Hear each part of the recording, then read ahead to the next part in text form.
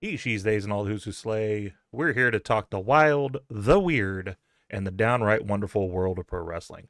Welcome to Kicking Out 2. I'm Michael, and with me is the suplex to my power bomb, the clothesline to my comeback, Tori. Those work. How are you doing? I'm all right. I'm not working tomorrow, so it's a good night. That's good. That's good. It's always good to not have to work the next day.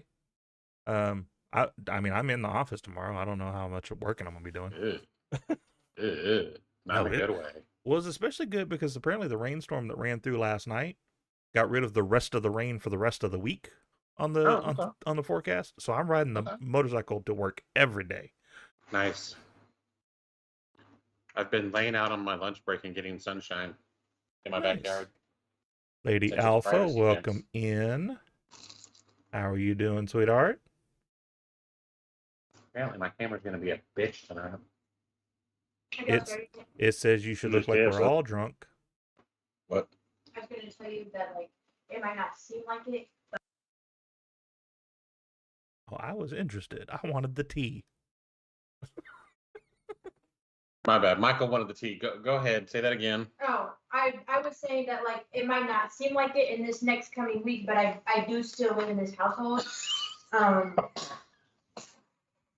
I am... Bitch, I do still live here. How many? 60. Ugh. So working 60 hours? Only 60? This week. Only 60? 60. Huh? After Thursday, 60. So you work Thursday? Or you're off Thursday? I'm off Thursday. Okay. Those West Teleservices days, we were doing that on an easy week. Oh, I know. So you're working basically 10 hours a day for 6 days? Mm-hmm. Well, I mean, if you have to hire somebody while he's gone, do it yourself. That way you don't be like, I don't need his help. I got this. Mm-hmm. I don't need you, okay. Fool. Yeah. I mean, show him who the boss is. I was just letting you know that, like, that you do still live here. I don't need to assume you've moved in with your boyfriend. Yeah, it's gonna seem like I with your little boyfriend. We excuse the interlude. We had tea, you know. Yeah, whatever. Get out of here, frog butt. Still saying, I have a problem going back to prison. He's a good guy. He seems like a good guy. Yes, Lady Alpha, you did hear the word motorcycle. I'm a rider. I have a motorcycle. I hadn't had one in years because when I got separated and divorced, needed money, sold it, never got another one back, and then just one kind of fell in my lap that I could not refuse. So yeah, that is a thing. But anyway, let's go ahead and get on with the show.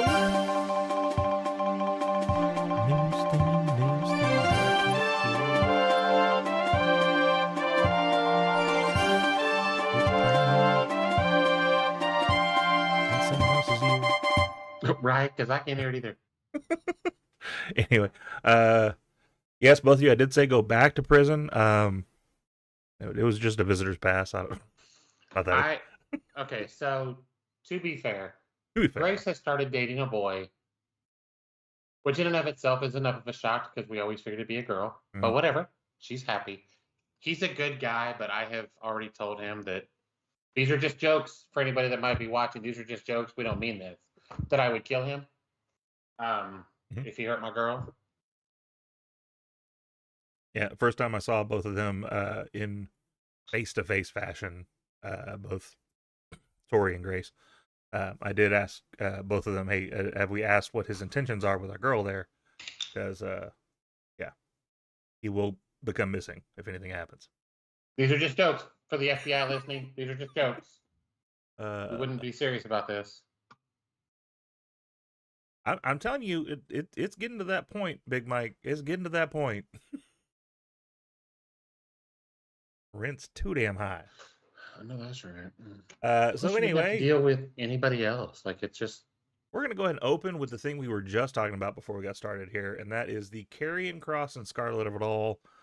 Are they really gone? Is this a work?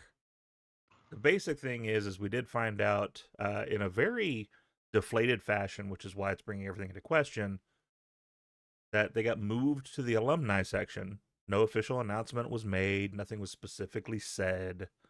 They just kind of moved them to the section, and that was it. It was a surprise by many in WWE that it came down to the wire.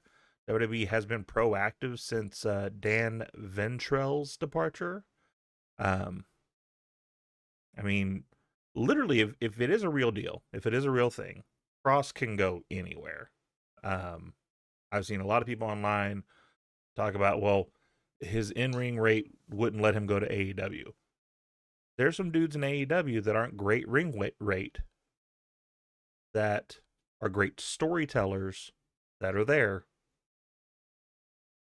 Because, let's be honest, Edge, Christian, those guys are kind of up in age. They're not masterful in the ring anymore, but they tell a great story. And so even if he couldn't go in there and do the flippy, high fly, all that stuff like some of the new guys there, doesn't matter. But he's never been that guy anyway. Well, and that's what I'm saying. Like, it doesn't matter because he'll go in there and he'll tell a story with those guys. They do have an official pro wrestling tees that opened up. We were just talking about their shirts.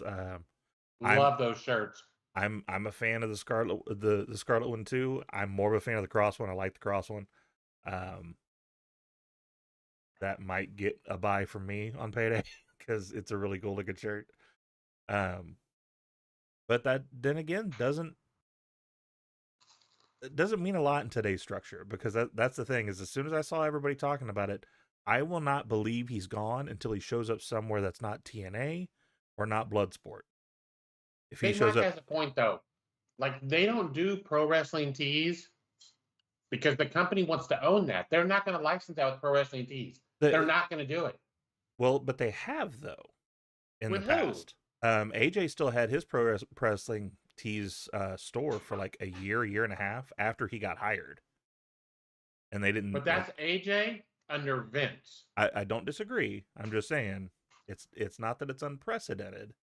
It's not unprecedented. It's extremely, extremely rare. Right. Which would the reason I say that is because the crap that Paul has been doing lately of trying to work everybody, to me, it would not be above board for him to go ahead and open a pro wrestling tees, hang out there for a month, and then you come back here.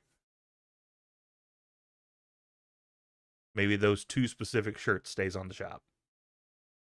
Those are your shirts. You do what you want with them. But I don't know. I mean, the thing is, though, he could show up in AAA. He could show up in TNA, MLW, New Japan. He could show up in the Indies. He'd kill it on the Indies. If he just kind of went from place to place, like we've seen happen with some of the recent firings that have happened. It just seems to me he is much too high on the card. He's much too intertwined in story up to the day of his departure for it to be just cut and dry that he's gone. There seems to be some holes in that to me.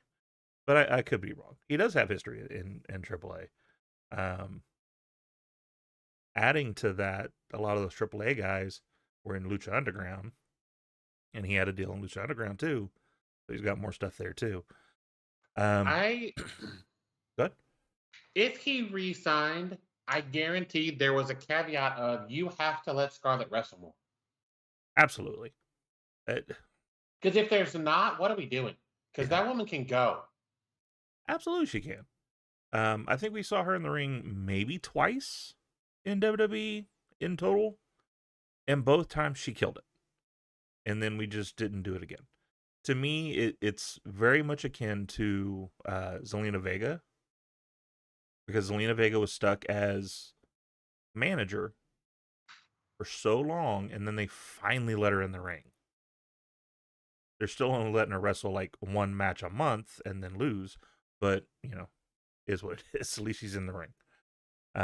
Maybe with this new character that she's kind of teasing up, though, maybe that's going to go somewhere. Kind of more dark, more brooding. Maybe it's going to be her mixing it up with her husband, which would be kind of cool if they put them together. Be no reason for them not to. But anyway, yeah, there's no real news on it though. checked on Fightful up until maybe 2 hours ago just to see if anything else had popped up. Nothing official has been done or said.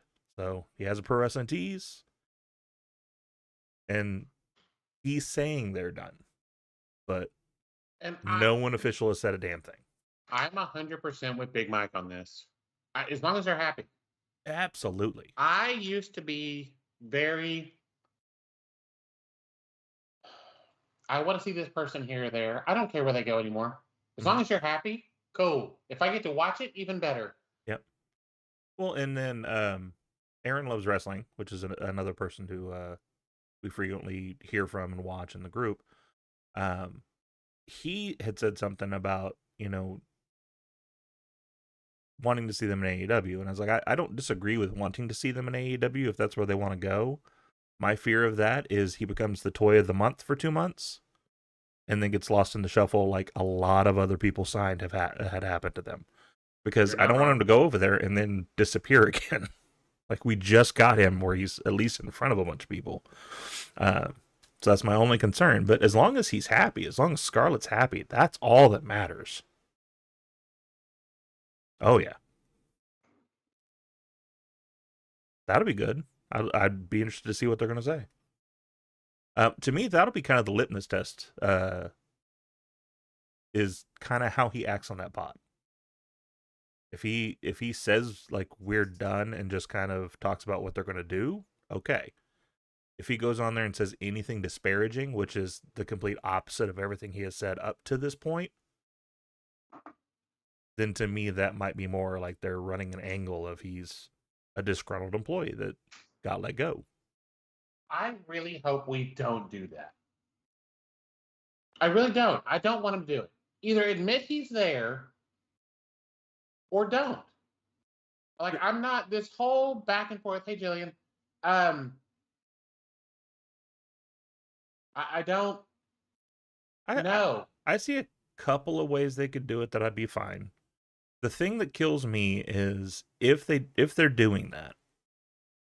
Trips has had this issue of where he comes up with an idea, whether on his own or somehow it gets thrown in his lap. And then like 2 weeks later, we do the same thing. Because like that was a pop. That did really good there. But we just had this deal with Truth. Where Truth got let go. We Want Truth became a thing. Everybody wanted him. It was being chanted everywhere. Like Kross is now. And so I could see him going, yeah, they love that. All right, we're going to pretend to let him go. And then he's going to show up. And we'll get another pop. Reuse storylines, that's fine. But put some spacing in it. Like, good Lord. We just had, like, Bloodline 3.0 or whatever. They've made that. And then after that, they made the Seth Riders, which is almost the exact same damn story on 2 different shows. Because he's like, well, it worked there. It'll work there, too. I just need them to spread some stuff out a little bit. But anyway, speaking of contracts running out, one of the people that did get let go is Ashanti the Adonis. His contract expired on August 10th. He was a return hire from that 2022 group that got let go. It was a 3-year deal, kind of quietly allowed to expire, but again, made a statement. I just want to throw that in there. They made a statement about that. So, a little different than what they're doing with Kross is they actually made a statement about Ashanti saying he was gone. He can take bookings immediately. TNA's interest obviously is something that's there because he's already got his brother over there already from Top Flight. Not Top Flight. He would fit in with First Class too. Yeah, it was Top Dollar. Top Dollar, yeah. That's right. He couldn't fly. That was the problem. So he's obviously got that like immediate in over there if he gets over there. He has had past stints in ROH. He used to be an MCW regular. So he's got plenty of places he could end up going. Yep, and they did just kick KC out, so definitely there's a spot. I saw something about having surgery and being out a year or something. Do we know what he did? I missed it. Hurt his leg in the ladder match, or actually from what I read it was before the ladder match, and he toughed it out for the ladder match. But that's some balls if he did. I'm sure that didn't help either. But Yeah, so no, he's on the shelf for a little bit. I don't remember exactly what it was. There was something in his leg that he hurt. So yeah, they played that with. Thanks, Lady Alpha. Have a good night.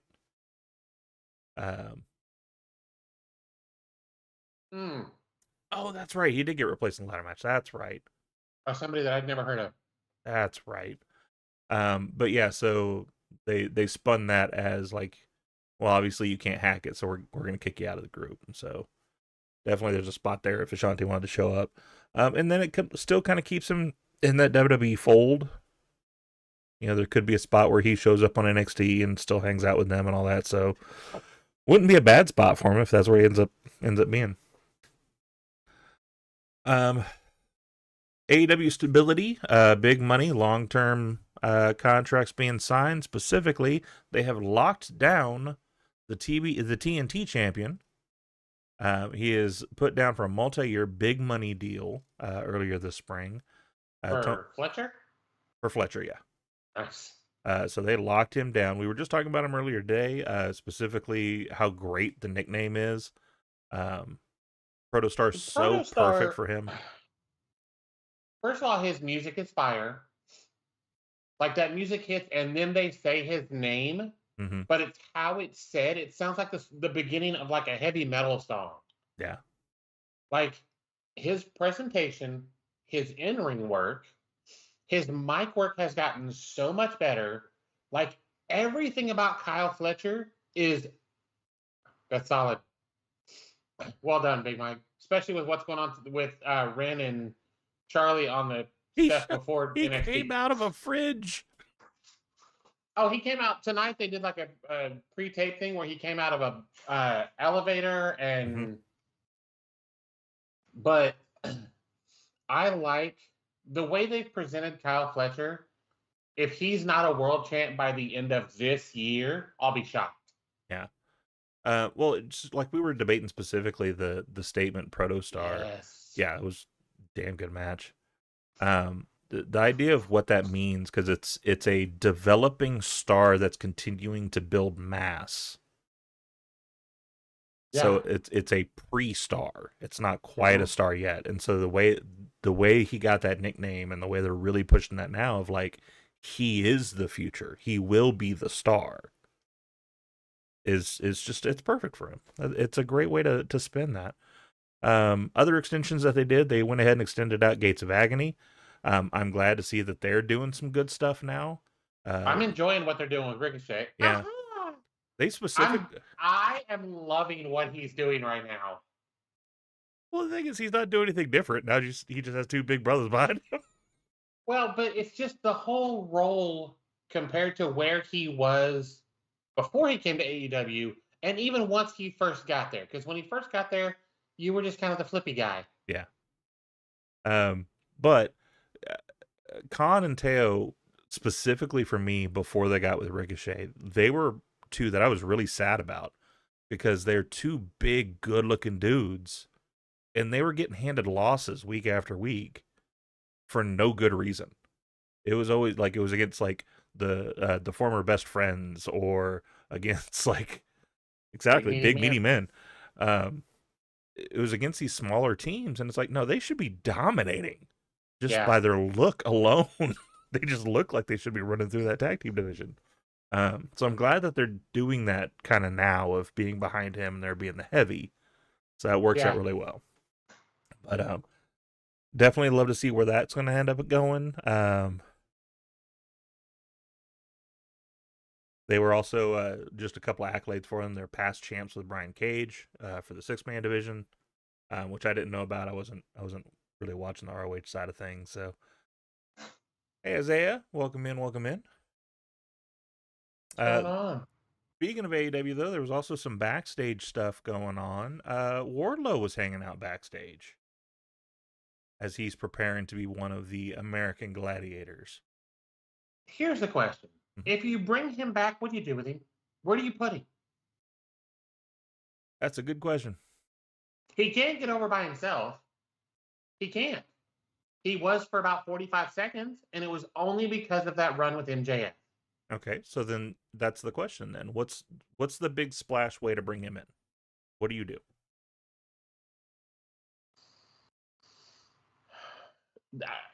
that's kind of where I've been stuck with him for quite a while. Like, where do you put him? You know where I'd put him? Right back with MJF.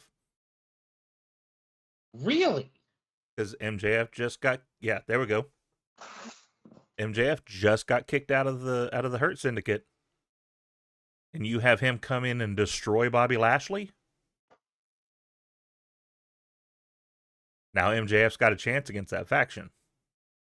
Okay, but you're gonna have to make up for, sir. Stop it. For everything that happened with those two, including that ass match they had before we thought MJF was leaving. You think MJF just paying him? Well, just no. Money? No. Now he understands why MJF's the way he is. Now he's getting that American Gladiator money. He's famous. He's getting past just being in wrestling. Makes a perfect statement for it. And then we grab some catch-as-catch-can type of wrestler, someone who could go against Shelton, and then you've got a good three-way going there. Well, but they're only going to have MVP's not going to get in the ring. So just having MJF and Wardlow against the Hurt Syndicate? Okay, yeah, all right. Or if you do find a different tag partner, you have MJF as the outside guy to counteract MVP. Right. That's more what I was thinking, because he's still got that world title kind of hanging behind him there. Yeah. Maybe when Cage comes back, put Cage with him. Like, I'm not a huge Cage fan, but you put Wardlow and Cage on the same team together, done. That works for me. Also backstage was Angelico. He's now coaching and producing in AEW. I love that guy. Yeah, he's damn good in the ring. So I'm not against it at all. They separated the Murder Cage. So here's the question then. Does Don Callis sell their services to MJF?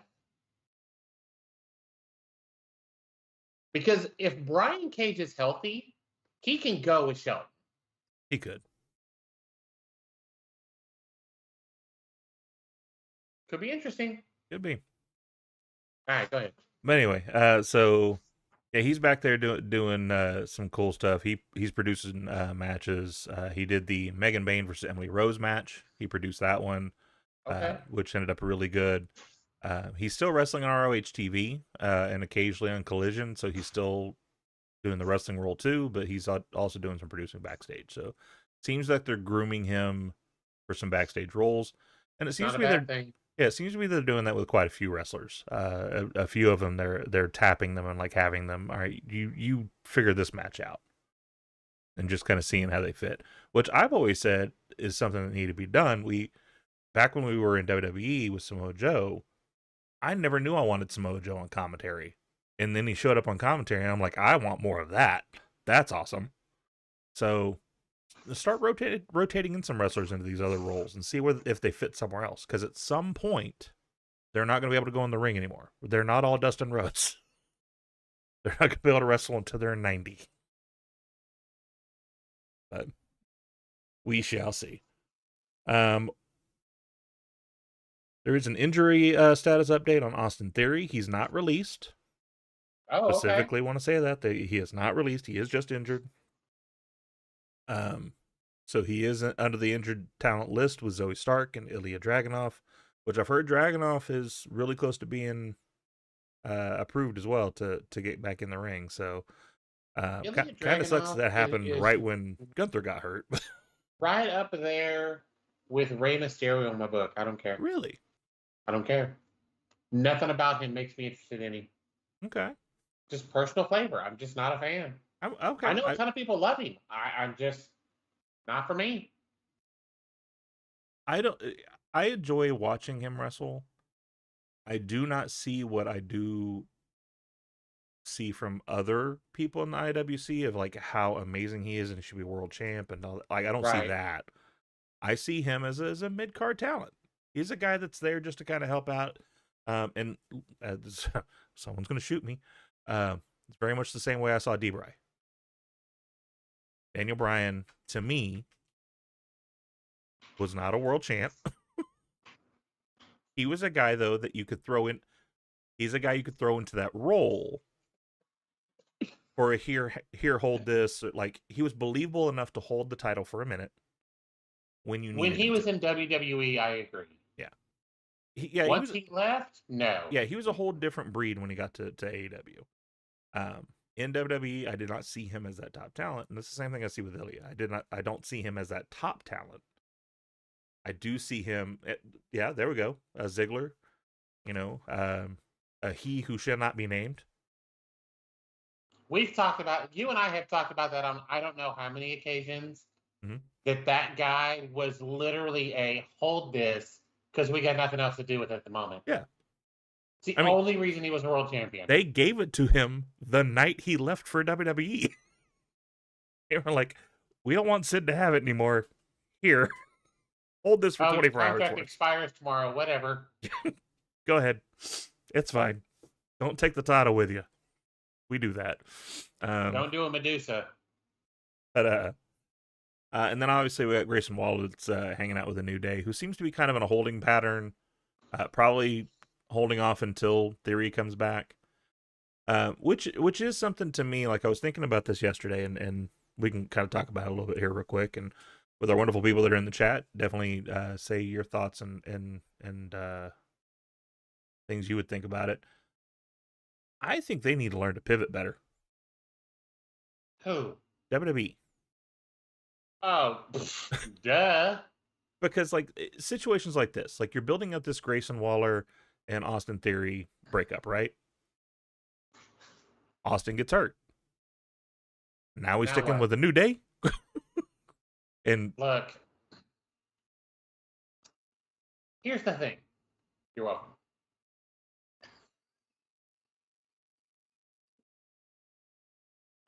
I hate you for that, but it's funny. We're gonna get sued at some point. You wait. It's one of those situations that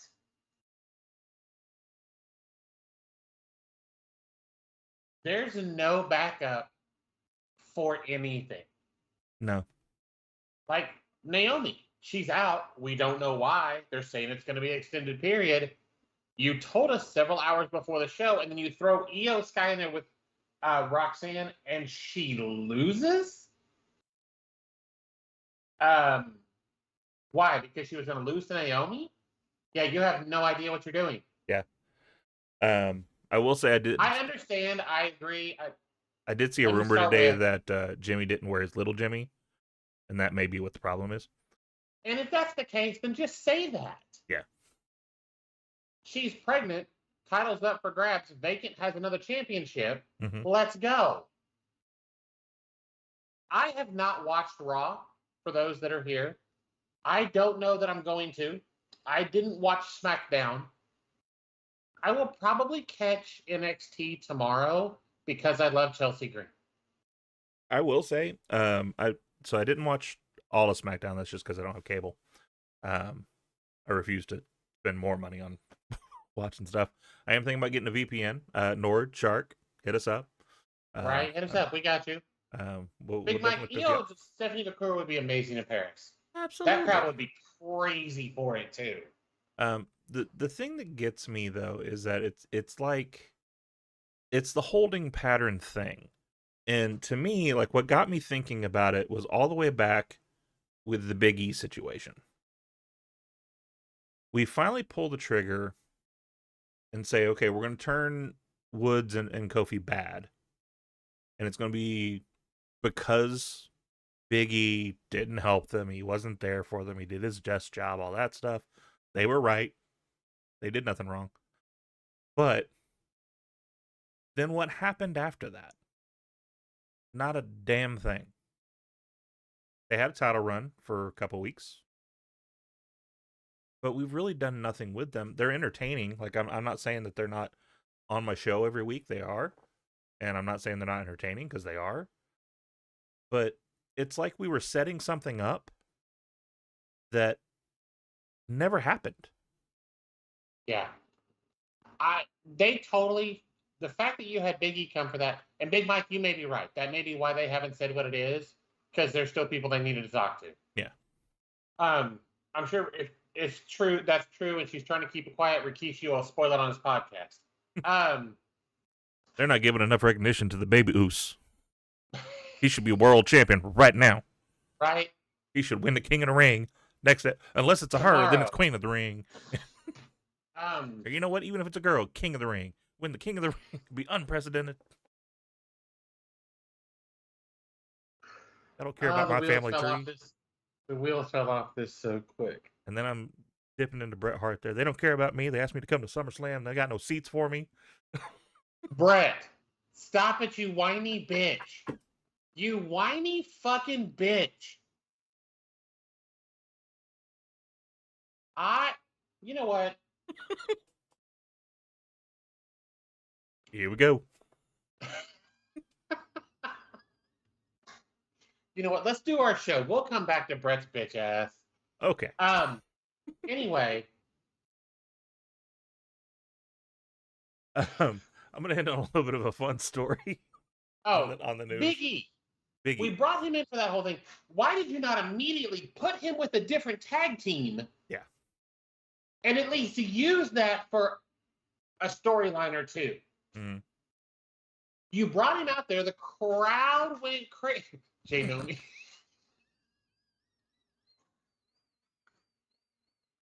He's going to come up with Ute. Yes. We doing this?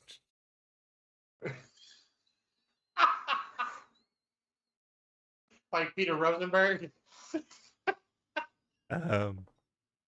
But how did you run him out there? The crowd reacts to Big E, and then you just do nothing? Well, okay, so we're going to turn this into kicking out 2 books real quick. Because I rode on the bike the other day and thought this whole damn thing up. That's racist. Nom. Uso baby Tentry. But whatever. We don't get to a 3 count. We don't get to it. This is too much fun. No, we'll just skip the main event that we were talking about. We'll just skip right past that. I can only assume that we're afraid because like he can't take bumps, right? That's the thought. He can't take a bump. Okay. Okay, I'll go with that. And so he's a big dude. Big Mike's killing it tonight. Look, if they don't put that shit on like baby clothes, if Naomi and Jimmy have a baby, they're missing a huge marketing option. His theme song, I'm just too oos.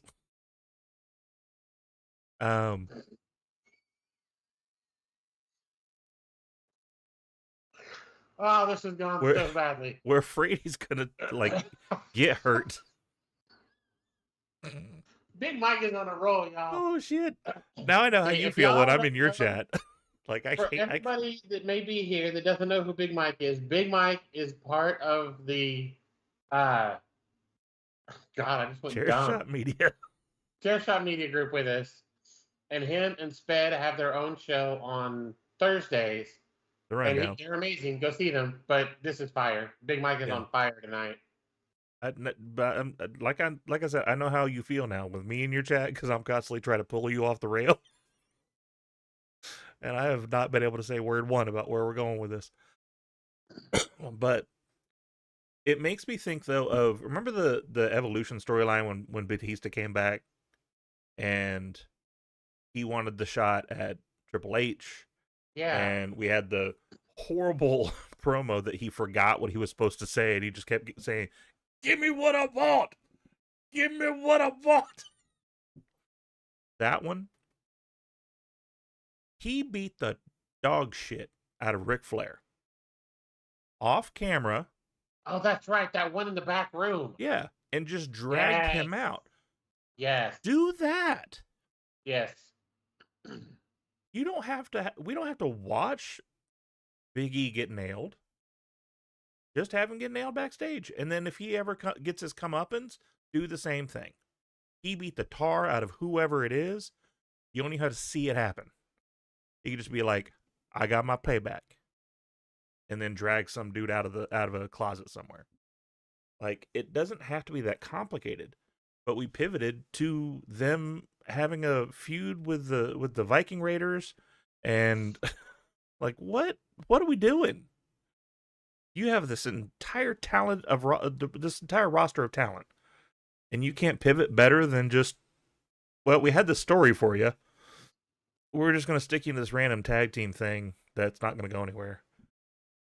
You might get a title run out of it, maybe. I don't know. We'll see. But that's just a nitpick from me. But we are going to end the news with a fun story. Jelly Roll. And now we got Big G. More like medium G, average G. Below average. I haven't talked to his girlfriend. I don't know. But Jelly Roll was on Cody's podcast. If you haven't listened to it, I do recommend it. Specifically for those that were not excited about him being in that match. Just because he tried so hard. He wanted so hard for this to work and be good. He was told, like, celebrities, when they come train at the NXT arena over at the Performance Center, they come in at 7. He said, when does the wrestlers come in? They come in at 5. He came in at 4. He wanted to be the first one in the door, ready to go.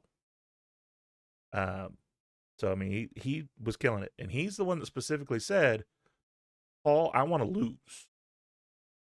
Really? I don't want to win this match. Because they always win. Yeah, he's right. Because we talked about that when it happened. We're like, oh, shit. Yeah. Which he's got a point, because he specifically said, since I lost, I always have a way back. He's not wrong. Like, he could show up next year and be like, Logan, you got one on me. But let's do this one more time. Yeah. Yeah, 100%. It wasn't a great match. No. He did a good job for what he could do with the amount of time he had to train. Mm-hmm. Logan is not bad in the ring when you put him in there with a Roman, a Seth, those type of people.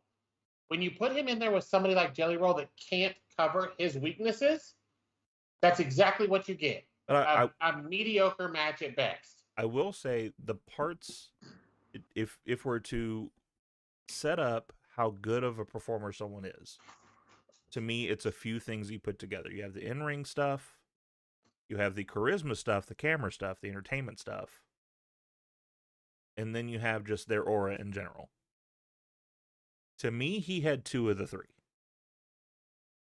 His entertainment and his timing and his ability to work the camera, I think he did great. And he took a hell of a beating. Yeah. I mean, he was the shit out of it. He was taking some damn hits. But he's not that great in the ring, and I'll say yet. Because he's wanting to do more of it. And he's already talking about, like, I think he said when he hit the ring at SummerSlam, he was going to be 240, which is the smallest he's been since, like, high school.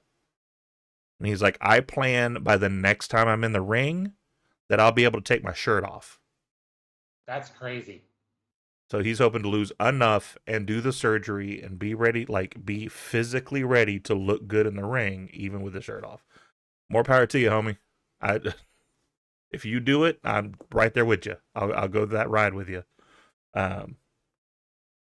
But obviously, all the words that we're hearing from the locker room is that people there are just respecting the hell out of him, because he's there to get it. He's put the work in. He's putting the work in to get it done. So 100%. Absolutely love that for him. He said it's one of those things, like, he's one of those that if he would have had the inclination to do it before, he probably would have already been in the ring, because he said, like, that's something when I was little and I was watching Junkyard Dog and I was watching Hulk Hogan and I was watching the first WrestleMania and all that, I wanted to be that. I didn't even know I could sing or wanted to write songs. I didn't know any of that. I knew that I wanted to get up there and entertain. He's like, that pop I got when I walked out at SummerSlam, completely different than walking into arena to sing a song. So he's caught the bug. Of course, we did say that about another guy that fizzled out and died, but Travis Scott. Because when Travis Scott first came out, that's all he was saying backstage. He's like, I love this. This is the new thing. I want to be part of this. And then just kind of fizzled out. Didn't want to do it no more. But all right. So before we get to our 3 count, go ahead and hear from Debbie. Kicking out at 2 intern Ace Finley here. And before Michael and Tori hit the ropes and dive into the latest in the world of wrestling, let's tag in one of our show's partners, W Energy.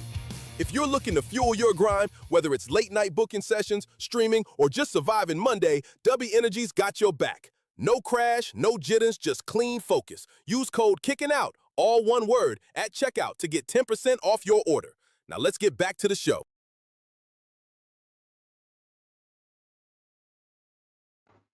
Thank you, Ace. Got my W right here. It's the peach flavor, which I'm not normally a fan of peach, so we'll see how this goes. That mango peach? Mm-hmm. That was really good. Still not a major fan. I like that artificial one, peach to me, I've never been a fan of, but the mango does a lot, though. To the other people that are with us on Twitch, we appreciate you showing up. Absolutely. She just told me that we had 5 on Twitch right now, so awesome. We're at 4 at the moment. I did pitch it out to the heels, so some of them may roll through. I know Jillian's been here. Absolutely. Anytime the heels want to show up, this is a safe space for them to be. Speaking of Twitch, I'm going to go ahead and just go see how we're looking over there while we're at it. But while we're at it, we're going to make a 3 count.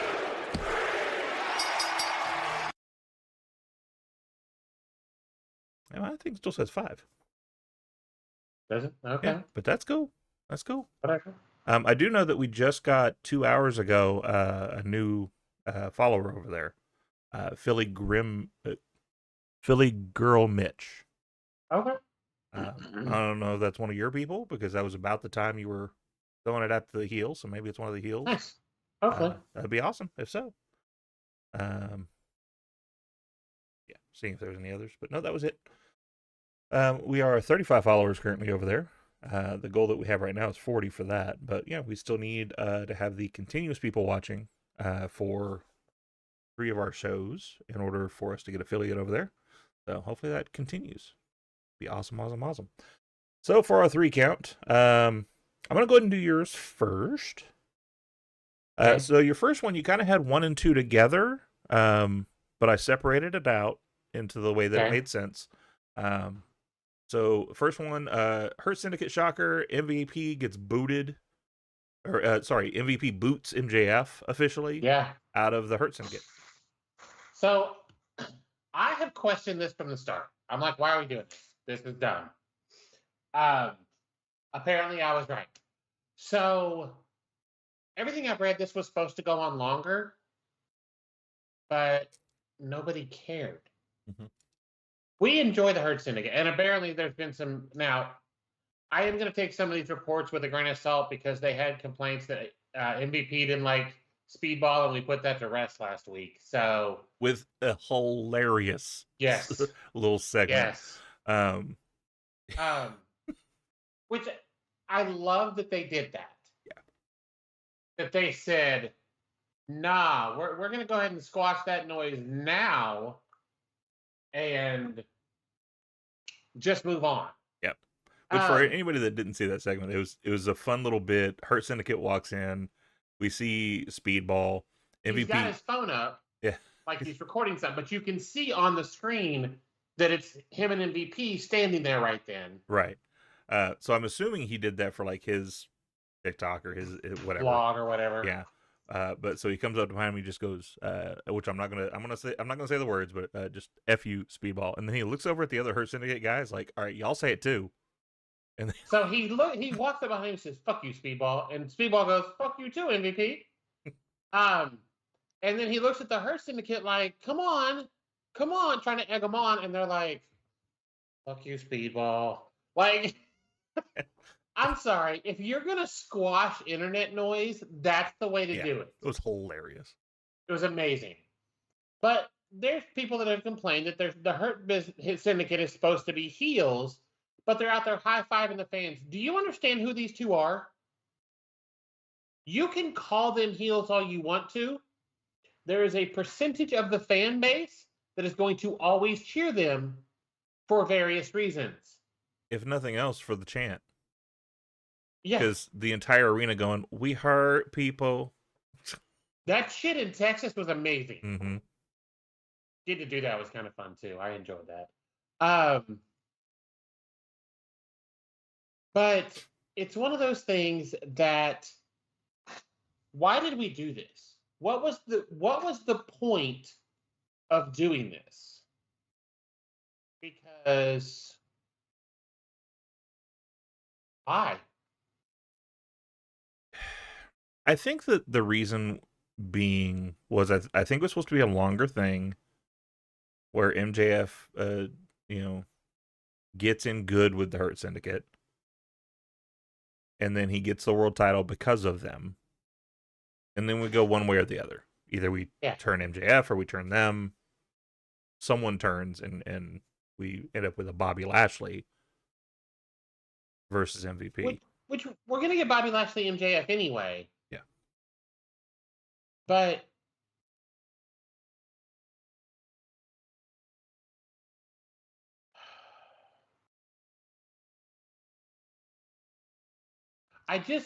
this is one of those, I'm sorry, this is a WWE special.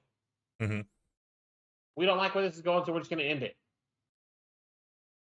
If you want to make a big deal about him being selfish and them making a point of it and him trying to stay in their good graces, then do that. But if you're not going to take the time to let this play out, why did you do it? Well, and another part that kind of drove me nuts about the whole program is he did things outside of the Hurt Syndicate.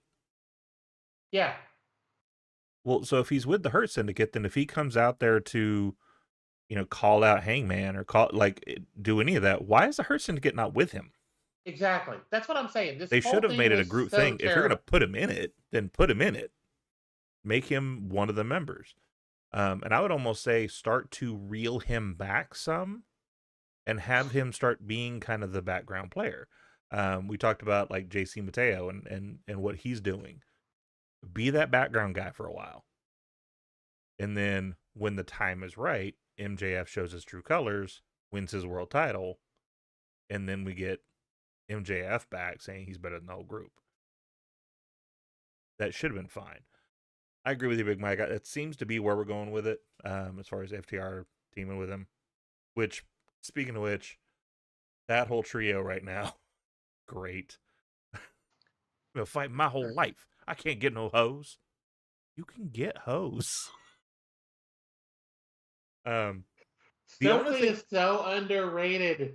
The only thing I don't like is I don't like how Family Man Dax, who just had this whole thing, like verbally dog walked his wife and kid. He said, "My annoying kid, my ugly ass wife." I'm like she's in the wings with a frying pan in her hand, saying, "What'd you say?" Yeah, it's like, excuse me, it's like we just fell in love with your child not a couple of months ago. Literally, like, Jesus, man. But then we go from that to MJF's controversial win over Hangman. I assume that was the next thing that you were including in that. Okay. So MJF has this contract. Hangman's like, the only way you're getting a match with me is if you sign that. MJF has a match, beats down Mark Briscoe. Hangman gets involved. Hangman had whatever on Collision. Why did MJF get involved in that? Why didn't he come out and get involved in that? This whole thing right now is so hit and miss with MJF that I'm like, what are we doing? I just don't understand where we're headed with this. Yeah.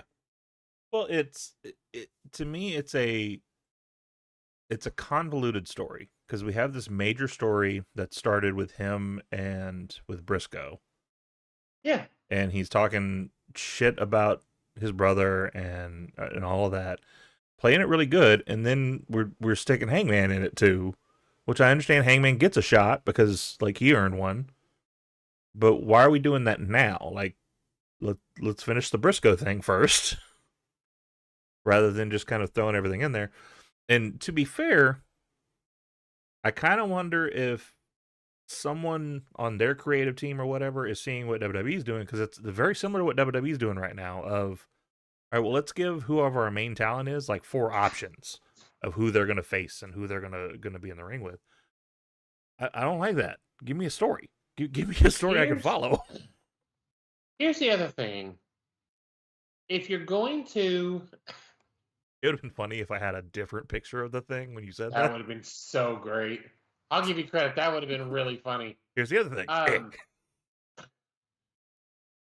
If they give Hangman a match with MJF, if I'm MJ... Here's the thing. There it was. I gave it to you again. If I'm them, here's how I book this. MJF and Hangman have a match. MJF comes out and immediately gets himself disqualified and just dog walks Hangman. And then signs the contract. And then starts a new match. And still loses. By some fluke, or somebody gets involved. Lashley cost him the win. Yeah. Then we have Hangman, or we have MJF, Lashley. We can move Hangman on to whoever. Honestly, Hangman Ricochet would be solid. Especially with the swerve stuff. Yeah. It's just one of those things that there's a way to do this.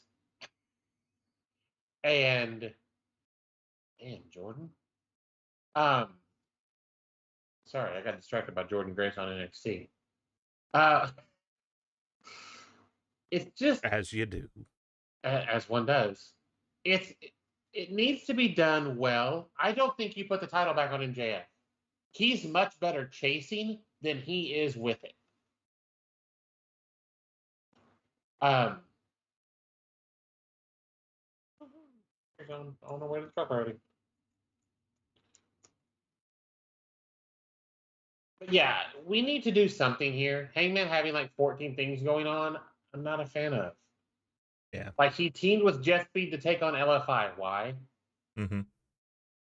What is it that? What the fuck does this got to do with you, bro? Well, and if it's a story, I'm good with it, but you haven't told me what the story is yet. Because like if I'm booking that, my story of that is he running himself too thin? Is he doing too much? Is he putting his nose in other people's businesses that he doesn't need to? And it's making him vulnerable. Like he goes out there with jet speed, and then MJF comes and lays him out after the match because he's already had a full-ass match. So why not? And he teases that contract. Use it like a Money in the Bank. Hey, Stampede, welcome in. You're not wrong, Big Mike. That's 100% what it is. But then again, and I get that's us filling in holes. That's us filling in the story. And I shouldn't have to fill in the story. I should be able to sit there on my couch and follow along and see a story. It reminds me of my Aragon story. Did I ever tell you my Aragon story? Okay, so Aragon. It's a young adult dragon book about dragon riders and everything. Loved the book series. A new one just came out that I got to sit down and read at some point. Problem is I've got that dyslexia where you read sentences in wrong orders. And so it takes me like forever and a day to read a book. But I got to do it at some point. Anyway, so they came out with an Aragon, the movie. And I watched the movie. Oh, I remember that movie. Yeah, I watched that movie. Loved that movie. My biological dad at the time was trying to find something to like level with me on and get in the same thing with me. So he knew I loved the movie, knew I read the book. He was like, "Hey, let me watch that movie. Do you have a copy of it?" I gave him a copy of the DVD. He watched it. He called me the night he watched it and had like 100 questions for me. And he was like, "Why did this happen? Where did that go? What was this?"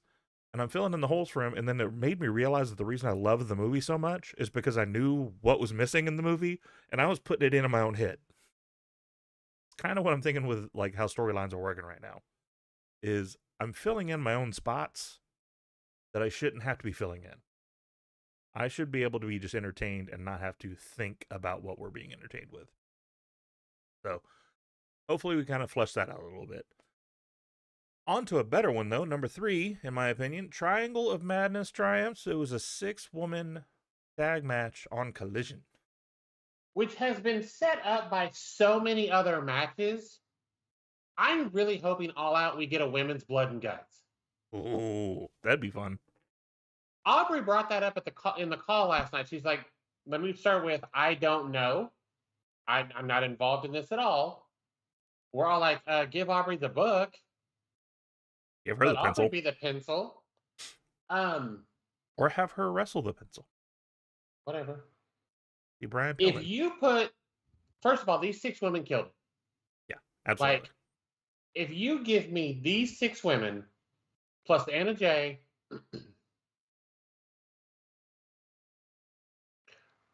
fair enough, and that works. Yeah, I see that. If you put these 6 women, Anna Jay. Hey, we just got a new follow. Hood Star Spades 82. Welcome in. If 82 is the year, you're as young as I am. I'm gonna go. I'm gonna bounce. I'm gonna dip. But welcome in. But yes, Thekla, Julia, and Sky. Ugh. To be fair, the other side was no slouch of Willow, Tay, and Queen Aminata. Okay, I'm not unhappy about either one of those groups. Mm-mm. But if we put Anna Jay and somebody else on the face side, and I don't know who it would be, maybe Stat. Or maybe a returning Harley Catman. That'd be solid. Harley Cameron would be great because she's not crazy. She's not worried about going out there and Harley doing crazy. Catman. Whatever. And then put. I can't. I love that girl. Megan Bain and Penelope on the other side. Tell me that women's Blood and Guts may be the best Blood and Guts we ever get. Absolutely. Because those women are going to go out there and fuck each other up. And it's one of those, like, again, we talk about, like, and if we get to the main event at this point, we were going to talk about counter programming because that's still a thing. I don't know if Anna wasn't there. I wondered about that. If Anna wasn't there or something like that. Yeah. No, it won't be Forbidden Door. It'll probably be All Out in Canada. Yeah. But yeah, if you want to do something counter WWE, doing an all-women's Blood and Guts match, yeah, that'll do it. That shows you're in completely different standing of what they're going to do with their women's division. And there's nothing they can. And I love the women's division of WWE. I have no beef with any of those women. Those women can absolutely go. But you're no point going to do. Yes, you've done War Games. This is not that. No, it's different. These are 2 very different situations.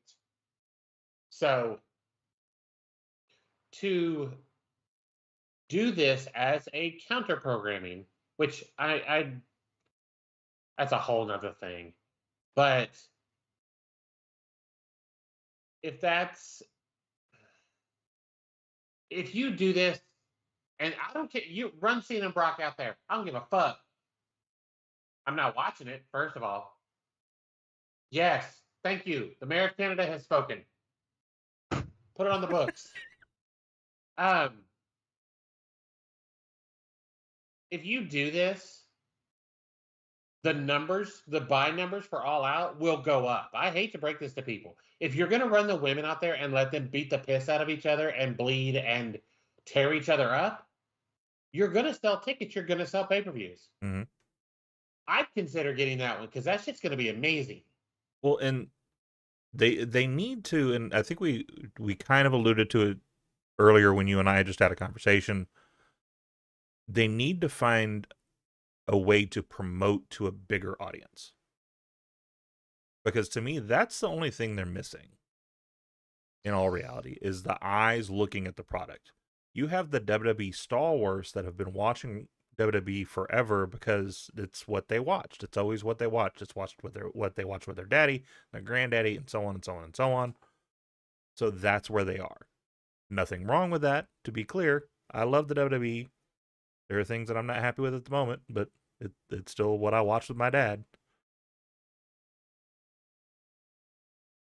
They need to find some way to get their name out there more.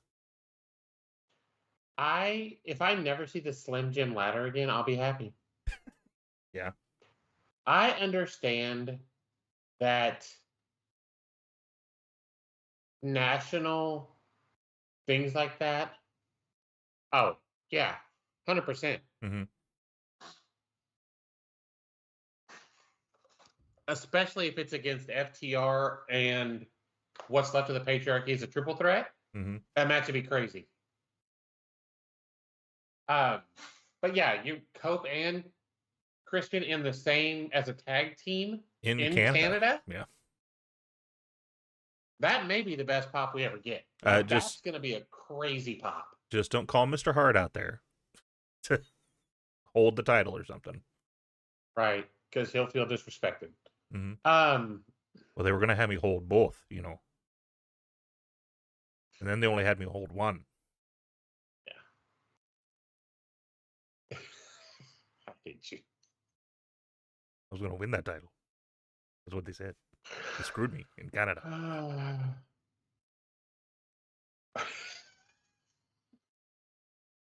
Yes, I bet Kenny makes his return. We've got Okada and Swerve at Forbidden Door. I don't think Swerve wins it. I'd love to see it, but I don't think he does. Mm-hmm. And I think we get Kenny Okada in Canada, and Kenny wins. Kenny Canada, right? The flip side, they may book it so every Canadian loses. I don't know. But well, it is the Bizarro land, where all Canadians get cheered no matter what. It's just one of those. They need to do something big, and I feel like this is it. Yeah, this could be something that is massive. Especially like if we loop it into All In and we loop it into being in Canada and we have the Edge and Christian piece of it, Kenny coming back, any of that, you can build this up to be a major thing, and people will obviously watch this over whatever the counter programming is going to be. Which I guess we'll go ahead and throw that in here now, because we're already kind of talking about it. So they've already said that WWE is going to be putting a currently unnamed pay-per-view up against it. I would not be surprised if that's where we get the Lesnar match, because that's going to get the most eyes.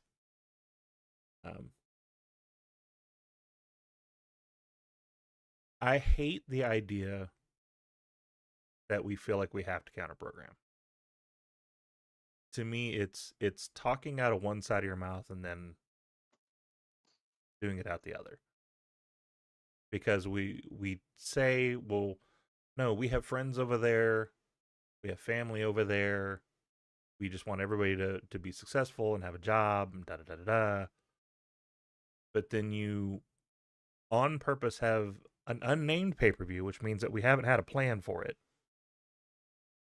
An unnamed pay-per-view that we're going to go ahead and put up against All In. Why? Do it the next weekend. Do it the weekend before. Like, what? If it's an unnamed pay-per-view, then you have not made any plans for this. Why we got to do it on the same weekend?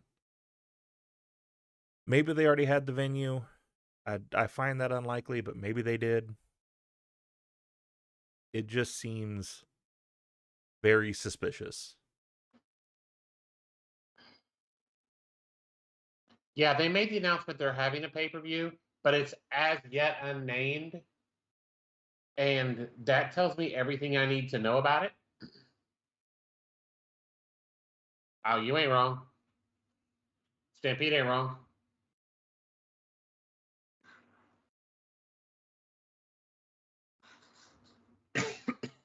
He posted, I think it was Stampede that posted something about it earlier, and I said, we don't care, they're not competition. Books a major pay-per-view the same day as theirs. Close by, too. Relatively. I mean, aren't they? I don't know. I don't know where that one's going to be. Oh, All Out's in Canada. I don't know where the unnamed. Maybe that's the name of the WWE pay-per-view. I think it's Indianapolis. Yet to be named. I think it's in Indianapolis. It seems petty. We're not in the room. We don't know what the discussions are and what the conversation is, but right, it's optics, right? And it's same thing we talked about last week with the whole Lesnar thing. It's optics. Yeah. It's what it's what it looks like, and it's a bad look.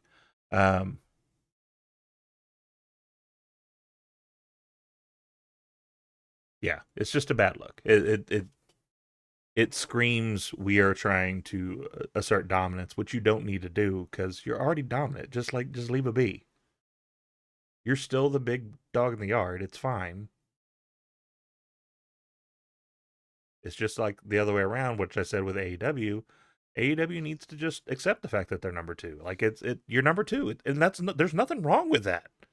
To be fair, most of their guys have stopped talking about the WWE. Yeah. Osprey's still doing it, and you're Osprey, and I'm not going to question you because you're Osprey. Rough. But if you see yourselves as number one, why are you doing this? What do you think you're gaining out of this? Because if people were going to Toronto for All In, they're still going to go to Toronto for All In. Mm-hmm. You booking a pay-per-view the same day in Indianapolis or wherever the fuck you book it isn't going to change that. You're talking about leaving the country. This is not a short trip for most people. And let's be clear that I'm not.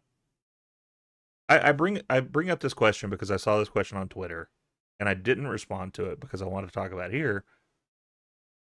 If WWE and AEW have a show on the same day, which one are you going to watch? Is it hands down one or the other, or is it based on like what's the book? What's it say? What are we watching? To me, that's what it is. And if you're telling me you already have a no-name pay-per-view, it means you have no plan. You have no story that's leading me to that pay-per-view. I don't want to watch yours first. I'll watch yours on repeat. I'll watch the other one. I'll still watch you, but I'm watching AEW first because they have a story that I'm interested in. Here, look, I know zero about what's going to happen at All Out. I'm still going to buy it right now before I buy a WWE pay-per-view. Mm-hmm. That shit's on Peacock. Guess what? I'll pay for the pay-per-view and watch that shit on Peacock later. Mm-hmm. I'm with you. I'm with you, Isaiah. Like that to me is what it is. I don't see them having a better card without having a plan. You're not going to have a better card or a better show than an AEW pay-per-view. I don't care who you are. That is hard to do, and that's coming from a WWE homer. Like WWE week to week, I enjoy better than AEW week to week, but I have yet to see a pay-per-view that AEW did not knock out of the park. Never once. All In was 7 hours of wrestling, so none of us slowed down. We need 2 nights. That's what we need. No. Two night All In. So I'm all for starting this shit at 3 in the afternoon, 2 o'clock in the afternoon, like they did. Do your pre-show wrestling show at 1, and be done by 8 o'clock. Mm-hmm. I'm all for this model. You want to see fans love a show more? Do stuff like this. How many parents do you think went, "Oh shit, this show starts at 2. I can go do that and still get the kids home in bed at a decent time." Mm-hmm. On a Saturday, so we can still get up for church Sunday. I don't disagree with that. And go worship at the Temple of Mox, whatever. I will say, as a 40-something-year-old man, I enjoy that.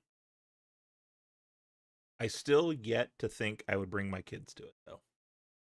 I understand that. And that's just that's because they are more adult oriented, not in the sexual aspect, not in the vulgarity aspect, but good Lord, the blood they shed and the violence they do, which I enjoy. I like it. I don't disagree. I'm not bringing my kids to that one. And that to me though, that's a parent's call. Yeah, that to me though is why. If you go. Yeah, that to me though is why, and Stampede is exactly right. Like they don't want a number 2. That's the problem. WWE does not want a number 2. But that's why WWE will always be number 1. They cater to the larger audience. We say all the time that wrestling is a buffet. WWE is the buffet. They have a little of everything. They have guys that can go, and they will have a match that just fucking rocks. They have the storyline for the people that just love the stories. They have the women when they put them on TV. But they have women that are easily shown. We had a great woman look here on Friday and on Monday, which we'll talk about in my 3, like at least one of those. So they'll always win that, and they need to just be like, okay, like we are the family friendly product. We're the product for everybody who is a casual wrestling fan.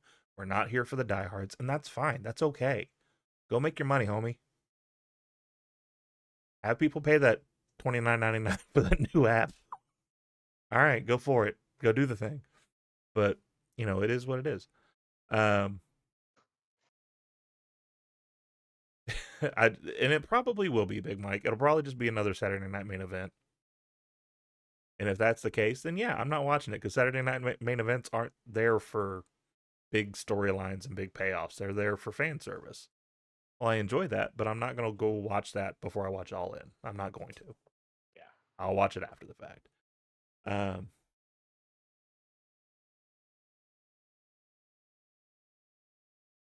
Yeah. All right. Women killing it over there. I love Willow. If with your contacts I could ever just get like a high from Willow, I would lose my mind because she's so fucking fun. Just tweet at her. She responds to people all the time. I'm too shy for that shit. I tweet people from our channel. So I don't want to put my name out there like that. If I did that, I'd be tweeting other people, which will who that is, and we'll just leave that alone. Then do that. The next time you around Oklahoma area, we can have some dinner. Indeed, you are not wrong, sir. Yep. So for my number 1 of the 3 count, Bayley's Raw promo. Wait, that was on Raw? That was on Raw. Oh, okay. Because again, I didn't watch it. I just saw that on Twitter and was like, "Oh shit!" Yeah, no, that was on Raw. And I listened to it the first time, but then it popped up on my feed on Twitter, and I really got to hear it and watch it. Oh my god, it's so good! I am so intrigued on what we're going to be doing with her, because essentially she's back there, and it's almost like a non-funny office camera moment, like where she's just talking to the camera, talking to the audience, and the whole idea is that she feels like she's done nothing this year. Like, I've got no titles to show for it. I've got no wins to show for it. 13 years in WWE, and I have nothing. And it's all my fault. She says that it used to be that the term role model, even before she started calling herself that, is what she was. She would go out there and be a role model for these new kids coming up, and she'd be a role model for the little girls out there. And she hasn't been. And so it's all her fault.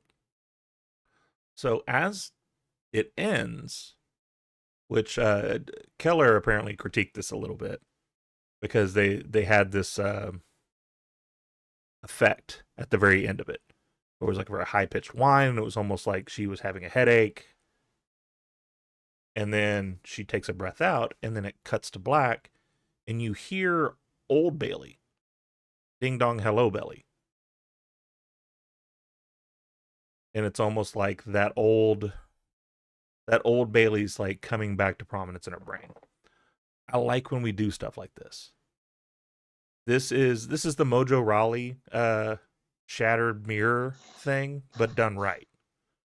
Where it's like a part of her, the facet of her brain is breaking.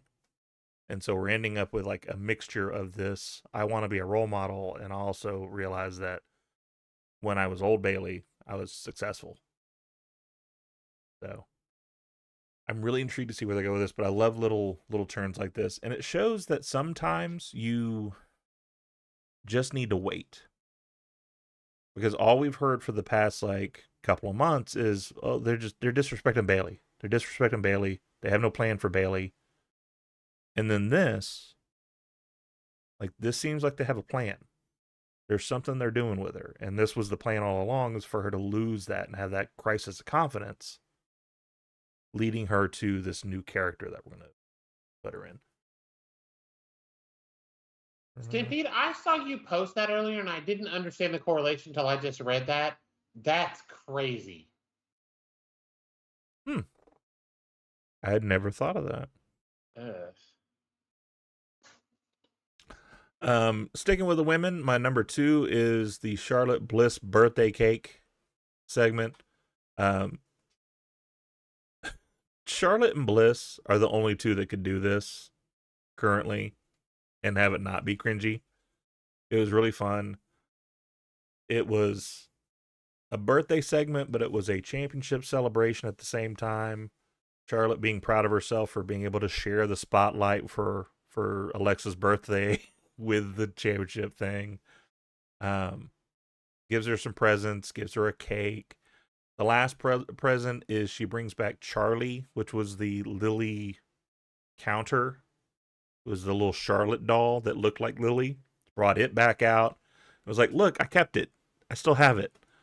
All of that leading up to Chelsea and the Hervis coming out to interrupt this, which then got a match between Charlotte and Chelsea, which rocked the house. But you knew there's a cake out there. Chelsea's coming out there. Chelsea's getting that cake. You know what's happening. And so we end up in a situation where the Hervis slides the cake in. Chelsea kind of sets it up ready for her. She goes to give the unprettier. Charlotte reverses it and does an unprettier to Chelsea into the cake. It just great segment. It was a lot of fun.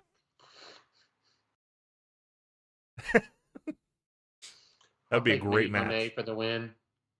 And I haven't checked. I would not be surprised if there's Charlie's on the website right now, because WWE's good about that. Of like, I can look. There's one consistent thing with a lot of heels calls. We need a better marketing department for our merch. Mm-hmm.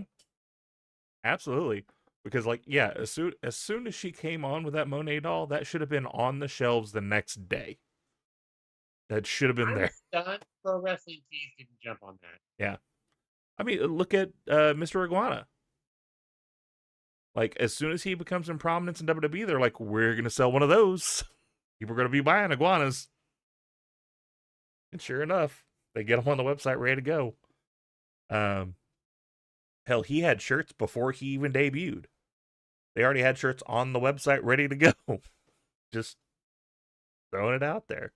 Absolutely, they need to get some better marketing. But what are you thinking about these two together? I am loving Charlotte and Alexa. I think it's fantastic. Like I said, I haven't watched Raw. I might literally just go find that clip. Can I just get all the women's clips from Raw? I could try to do for you. It would take another like 2 hours out of my day for this that I don't need to be doing. Need to do that. But you don't need to do. I could do what you asked me about, of just like start putting clips of shit together and be like, here's the whole story for you. Just go watch that. Look, we talked about this earlier. They kind of did it for Kenny and Okada. I need AEW to take some of these massive feuds, like Hangman Swerve. Give me all of it. From the beginning. of this feud, if one of them has a match and the other one got involved somewhere, give me the whole match, not just that clip, the whole match. I feel like this is one of those that the AEW is missing out on a huge opportunity to do this. Yeah. I'm not skilled enough to do something like that. I'd love to. I'm not that skilled. I couldn't. Well, it's just something. Oh, you don't see it on there? I would not be surprised. Oh, don't even see Lily. That's where I thought Lily was on there. At least the old Lily. Like, I haven't seen the new Lily yet.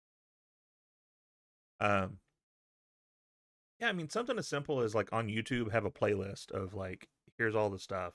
Or, like, back in my Plex days, at some point I'm going to get that back up and working again. But back in there, like, I had a collection of all the Marvel stuff. And so you hit one in that collection, and it just played through the whole thing, straight through.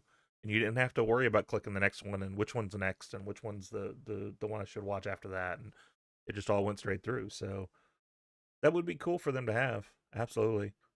I think that kind of goes back to we need a better marketing team.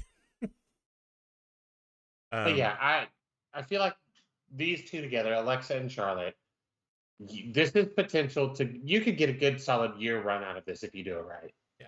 If you're going to have a blow up, do it Rumble time and have that match at Mania, because they both deserve that moment. Mm-hmm.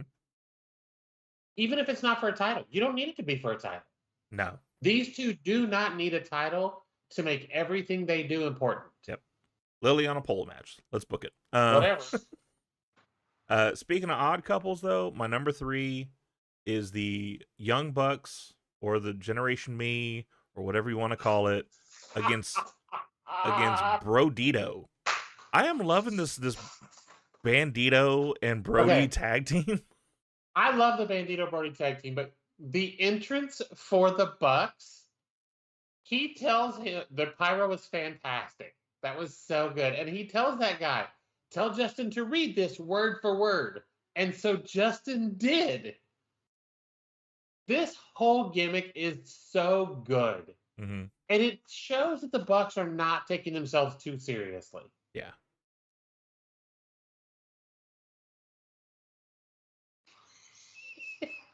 Yep. Fair enough. Yeah.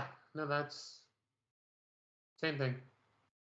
Same. It's just one. Brodito, that little flip move they do out of like the monkey flip is crazy. Mm-hmm. To be able to pull that off like that on the ground in the ring is nuts. So I was shocked they won. I want to say, first of all, like, I will never say that the Young Bucks are the greatest tag team ever. There are people out there that do say that. I personally will not say that, because I do think they are a niche. They are high-flying indie wrestling, and that's fine. That's their shtick, and that's what they do. But their character work this past few years has been so good. So good.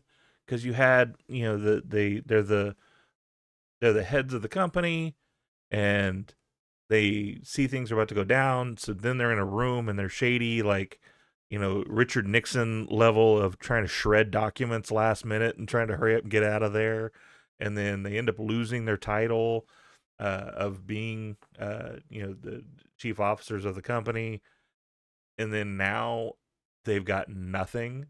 You take their pyro away, you take their Titantron away, you take their music away, you take their names away, because then it was Max and Jeremy. Max and Jeremy was the latest one, which was the names Generation they used Me when they were in TNA. The TNA, like, and the fact that commentary was referencing that was perfect. Yeah, absolutely. Well, okay, who do you have as number 1, Stampede? Go ahead. Well, I was just gonna say, and that right there shows the thing we say all the time. You can reference other companies. It's not a bad thing, because that is a perfect time to reference them.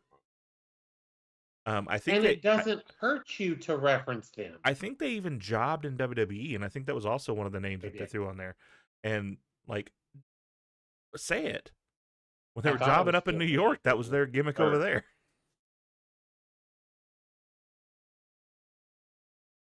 Like, that'd be fine too. Like, it's cool.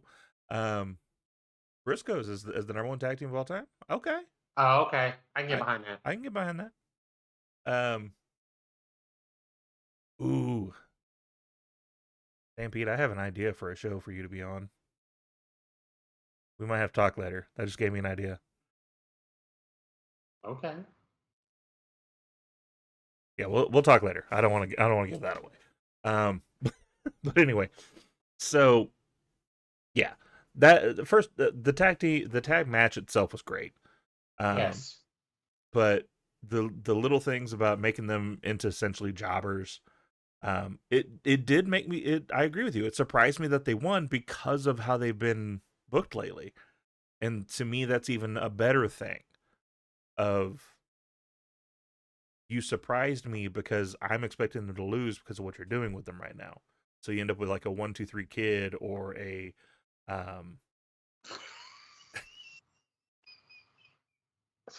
well played. Here it's a couple of hot dogs. I hope that's fine. A couple of hot dogs and a handshake. And the quick trip hot dogs too. And if you're not here, that's a you thing. There's nothing we can do about that. You have a quick trip. We're sorry. That's just how we do things here. Because if you buy 2 of those and you get a fountain drink, it's $5. And so like we can get you for that. But yeah, no, I love what they're doing with that. I didn't think I'd like the random teaming of Brodito. I didn't know that I was going to enjoy that so much. But you have this high flying, charismatic wrestling. I give that no booms. Now if you put the Costco hot dog, I've never had a Costco hot dog. Inside there's the chicken thing that they have, and it's like there's a hole in the middle of it, and if you stick the hot dog in that and eat that all together, that's a different show, sir.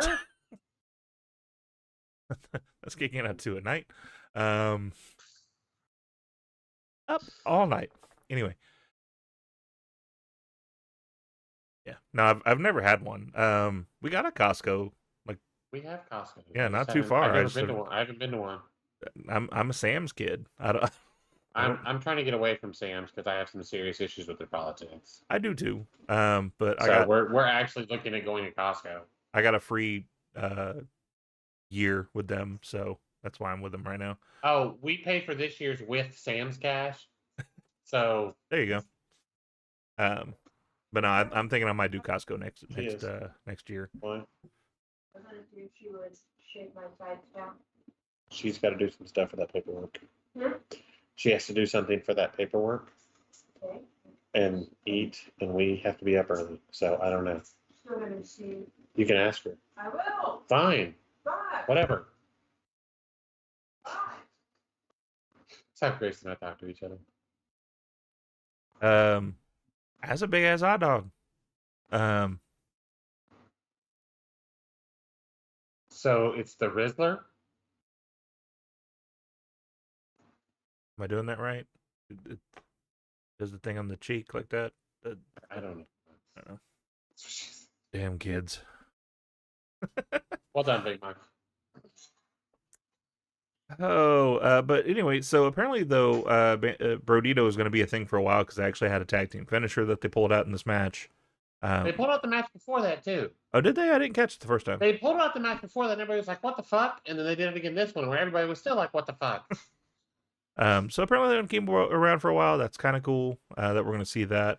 But I mean, Young Bucks move on in this little tournament, and so maybe we see them against the Hurt Syndicate. Don't know. See what's going to set up for that in the future. So, well, we already kind of did our main event too, because we wanted to talk about that. Do you want to talk about crotchety old Bret Hart? You said you come back to him.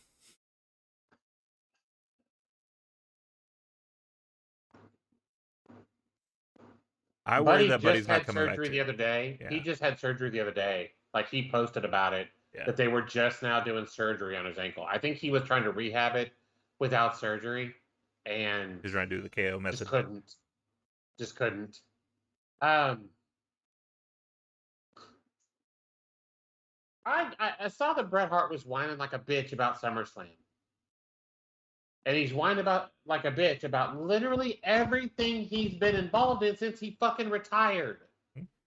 Why are you still here? If you feel so disrespected, go home. The fuck? Like, I'm the first to admit I'm not a Bret Hart fan. I thought Sean sticking the Canada flag up his nose was the funniest shit ever. Sorry, Stampede, nothing personal. But I just the moment thought of like, oh, we got a Canadian in the audience. You're right. I gotta look out for Stampede. I gotta make sure I'm good with Stampede, you know, because we need the encyclopedia of knowledge to stay with us. You know, we don't have bad takes about wrestling from other companies in other countries. So, ma'am,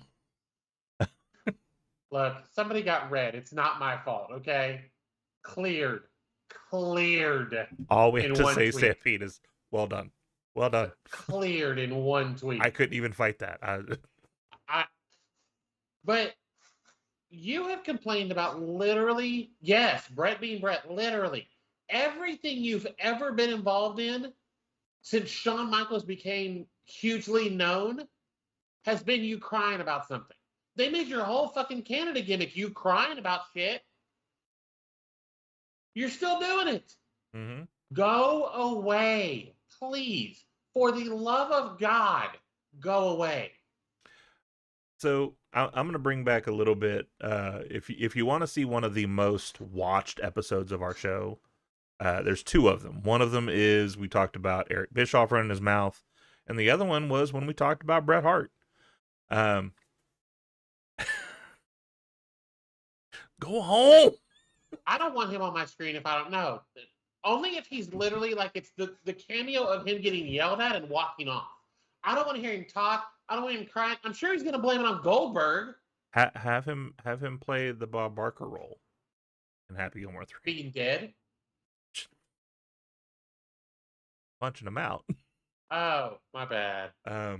Misunderstood. Too far, man. Too far. But no, so we had discussed because like someone had asked like what we think about Bret Hart, and my thing is Bret Hart. He was champion of the company when there was no one else there to be champion of the company. Like you had no other option. Hogan left. Shawn was hurt at the time. He was crying. He was hurt. Lost a smile. He lost his smile. I mean, you didn't have an option. You were still building newer stars. You were building your Diesels. You were building your Razor Ramones, who never got the world title and should have. I'm sure that's a personal thing. We don't judge. We don't judge. But I mean, that's what it was.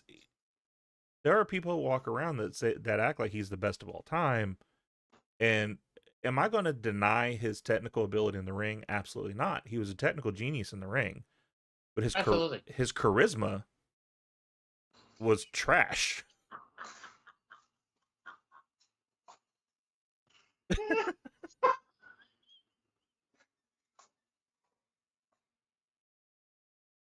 There are TikTok videos coming out right now. I don't know if you've seen these. Of God. What people our age are going to be like when we get dementia. Have you seen these? No. It's just repeating like brain rot stuff that we see from TikTok. And it's not that we're crazy and don't know. Like, it's just we're trying to do that in the hospital room. Bret is very much yeah, he's an angry senior citizen. You're not wrong. But I imagine that's what's going to happen if he ever gets dementia. He's just going to be like, fuck Bill Goldberg. She's going to repeat that shit over and over again. I got screwed. Canada. He literally, you're right though. He had the title when they had nobody else to give it to, and he thinks that makes him king of the world. Yeah. You're not Kate Winslet, bro. I'm going to tell you right now. The angriest old man. I might pay a ticket to watch that movie. Grumpy Old Men 4. Is that what we're doing? Yeah.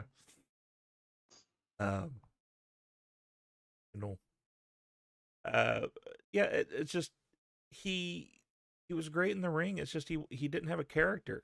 And I will say, like, towards the end of his career in WWE, he started to get a character. And yes, you are right. His character was Crybaby Brett. But at least it was a character. It was something. And so he got more over in that era because he was doing something with it. He was being charismatic. And then unfortunately the thing happened with Owen. He went over to WCW, and he said himself, and Erica said, like, when he brought him over, like, it was a different Brett after that happened. It was like, you know, the fire wasn't there anymore, the light wasn't there anymore for wrestling, which absolutely rightfully so.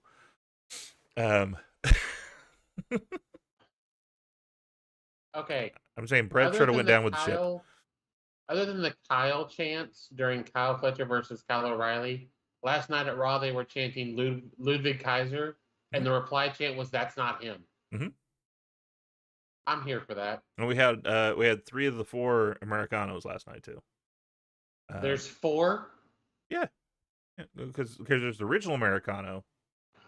Well, it depends on what you believe, because some people believe that the original Americano just got his knees done, and that's why he's taller. But then you have the two others that they're calling Americanos, but they're dressed completely different, so I don't think they're Americanos. Can we please stop this dumbass thing?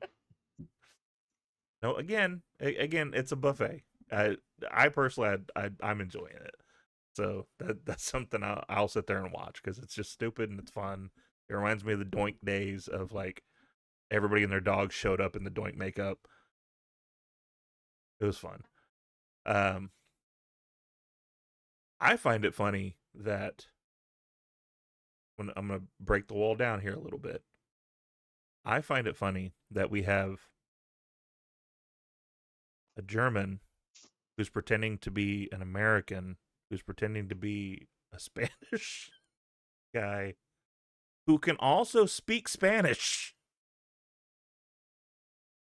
that people in AAA are loving. I don't get it.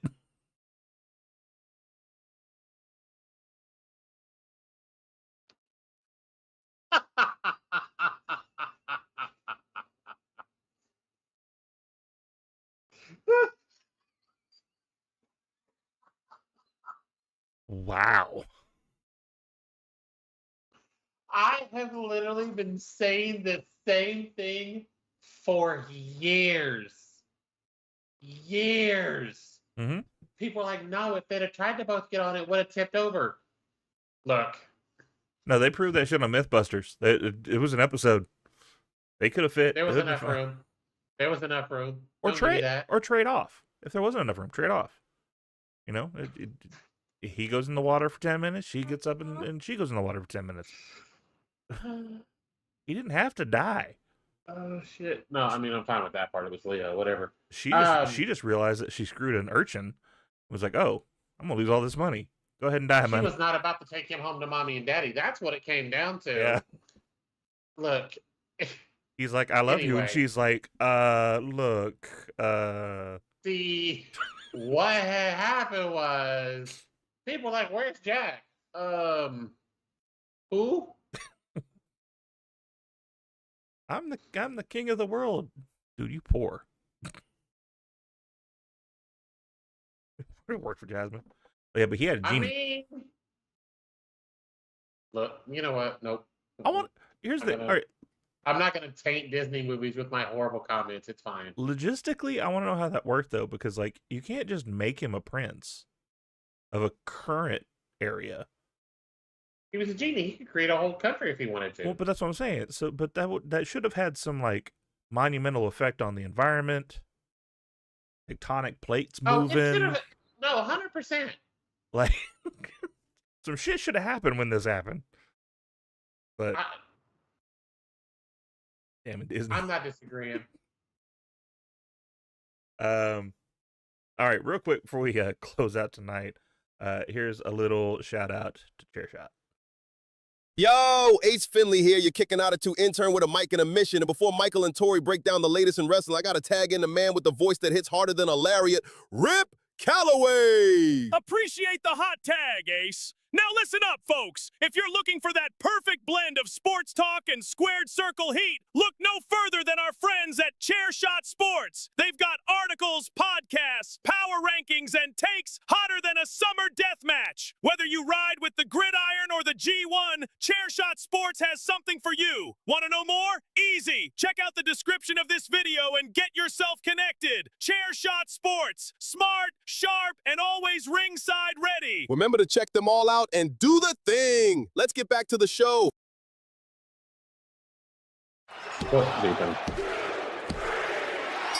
Sorry, we were having a little chat behind the scenes here. That's right. Really, we can prove it. Okay, we're not going to dog on the genie because that was the single greatest voiceover for a genie ever. So we're not doing that. Well, but hold on. Which one are we talking about? Are we talking about the original? We're talking about the original with Robin Williams. Are we talking about the new genie that slapped Chris Rock? No, we're not doing that. We're not doing that. Because there's not a chance that character in iRobot would not have come up with a robot he could sleep with. So, no, we're not. He's been married to a robot for years. So, no, we're not doing that. We will have no genie hate in here. We're not doing that. Plus, he couldn't even get his knees done. He didn't have knees. What I was saying, while we're having the ad read there, what I was saying was I heard the beeping in the background. It sounded like the fire alarm, the smoke alarm beeping. Which I have that too. We don't have smoke alarms. Oh, well, all right. Well, you had some beeping in the background. I'm like, you were from the north side, like I was. I'm sure Grace or Mary is cooking something. So good. Some Saturday we need to have like Kicking Out 2 watches Disney. Can we do that? So technically you can if you put it behind a paywall. Really? Yeah, absolutely. Love that Disney. I love Aladdin. You know how much fun it would be to do commentary on a movie? Mm-hmm. Do you? Yeah, how much fun it would be to do commentary on a wrestling match? Hey, hit us up. You know how much fun it would be to do commentary on a wrestling match on here, though? Mm-hmm.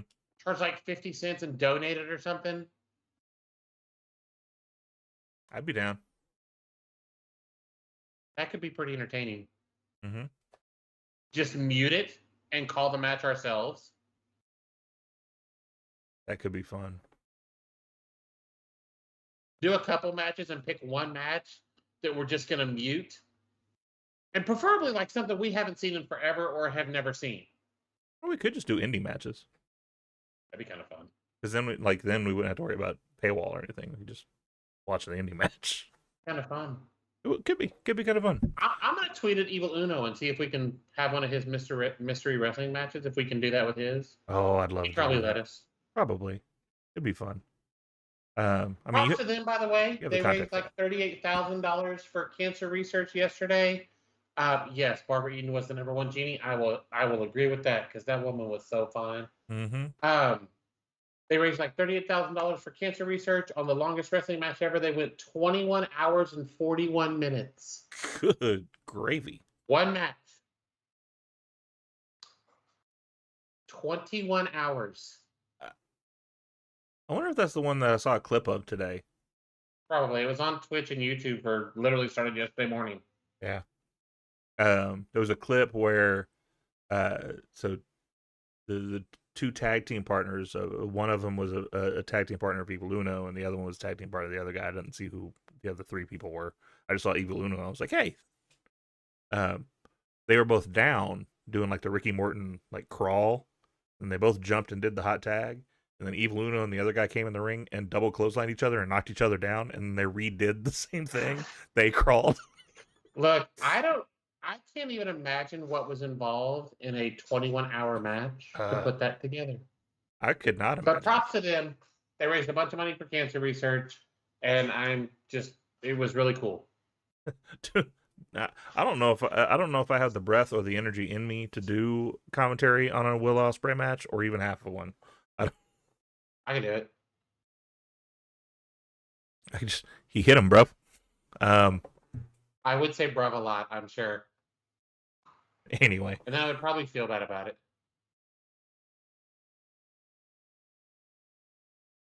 I will only do this. You know what? I will only do this if Stampede will join us. Have a 3-man booth? Yeah. All right.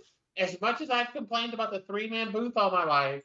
Well, here's the thing, though, because we'd have the perfect opportunity here, because you'd have the Mike Tenay in Stampede, the one that's there that has all the knowledge, and we're just the two asshats on the other side. They're just doing color commentary. You're the big Joseph, and I'm going to be the Booker T. If I get anything that even resembles Stephanie McCare, I'm in.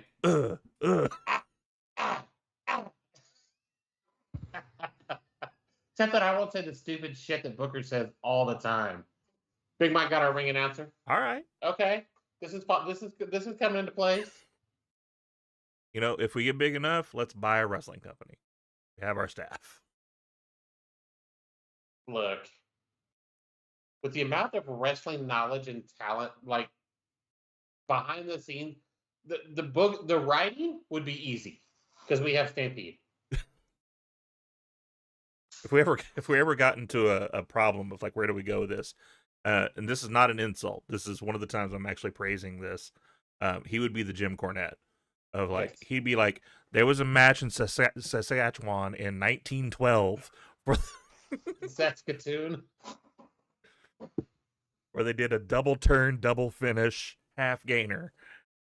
That's how we finished this match. I don't know what the fuck that is. It's fine. We got it. I had a grown-ups moment. I have any grown-up moment right now. Anyway, go ahead and go with the final word here. At the end of the day, wrestling is at its best when we remember that we're all a part of the same community. We don't have to love every match, every storyline, or every promotion, but that doesn't mean someone else can't. Wrestling is for everyone, and when we drop the tribalism and respect each other's tastes, the whole scene gets better. Cheer what you love, let others do the same, and we'll all have more fun in the process.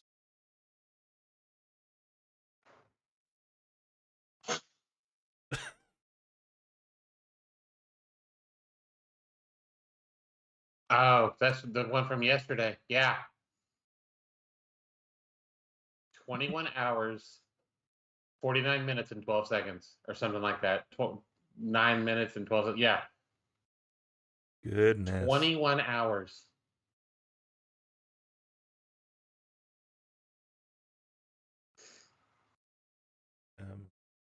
Wait. Hold on. Give me just a second here. Okay.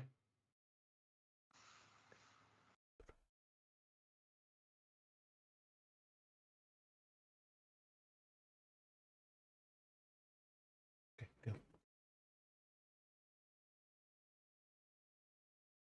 Oh, well, I wish I known that was what you were needing. There's a whole package of it in the dining room.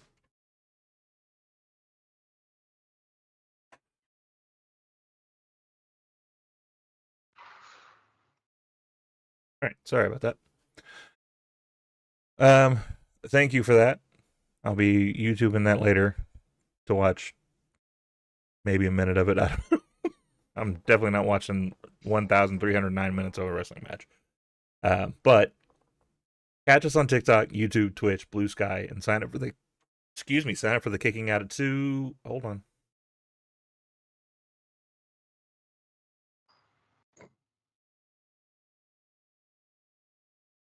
I mean, they already saw you, but I turned it off now.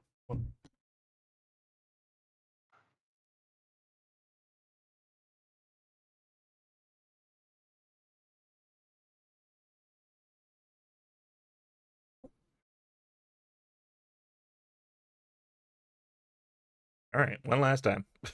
Catch us on TikTok, YouTube, Twitch, BlueSky, and sign up for the Kicking Out at 2 Discord to drop your thoughts, share your faves, and keep this conversation going. Thank you very much for the people that have been hanging with us on Twitch. We still have 4 people, so that means this entire episode we've had 4 people watching it as an average. That means that's the first of 3 to get us to affiliate. So thank you very much for that. We appreciate you. In the meantime and in between time, we will catch you on the next one. Bye, everybody. Here's the cover. Can he do it? Kick out at 2.